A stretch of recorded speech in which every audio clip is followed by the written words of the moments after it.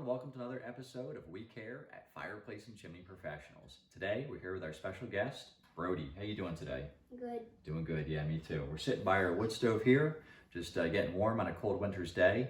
I figured we'd take a couple minutes here to talk about how to properly operate the stove as far as when you're loading the fire and controlling the intensity of the fire.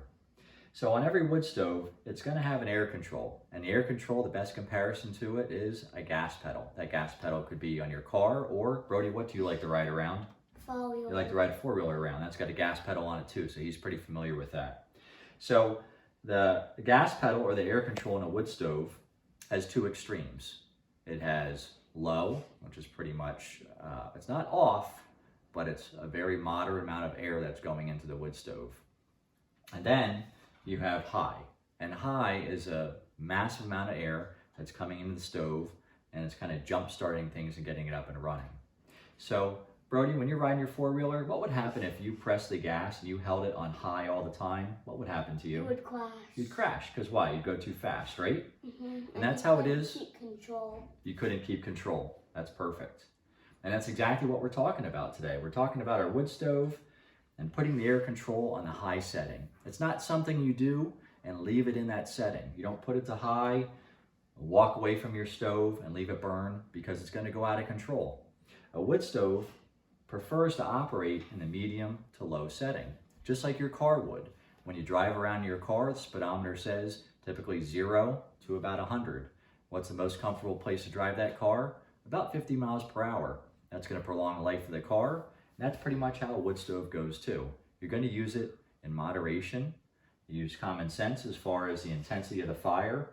If you ever see any components on the wood stove that are beginning to glow red, you're obviously overfiring the stove. That could be the top of the stove. It could be the pipe itself. There could be a couple different areas on there that could show some extreme heat. So always the best thing to do to calm your stove down is you want to put it down to the low setting.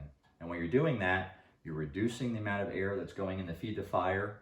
You may not see an immediate response, but that fire will slowly diminish and get down to something that's more manageable.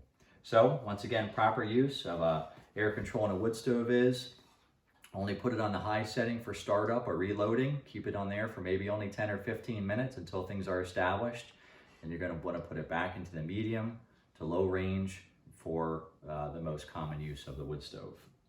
One of the other things I want to talk to you about is where this air actually comes out in the stove itself. Many people think that it comes out down low in the stove or maybe somewhere in the back, but the reality is on every wood stove, when you open the door, anything modern, it's going to have a slot that comes around right behind the glass, and we can kind of see that right here. So the air is actually coming through that slot, it's coming down behind the glass, and it's going into the fire right there.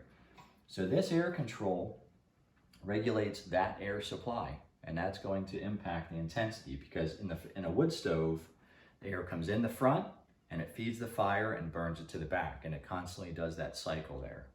So keep these things in mind, whether you have an existing wood stove that you're using on a regular basis, or you just got a brand new one. Use it in moderation, use it with common sense, and we'll enjoy our wood stove for many years to come. Right, Brody? You enjoy it? We enjoy it as a family. So hopefully this helps you out. Thanks again for watching.